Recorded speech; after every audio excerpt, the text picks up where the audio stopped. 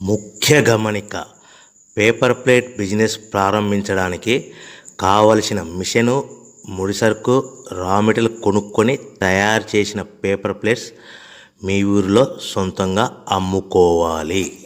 Hydraulic double die buffet full sheet paper plate making machine.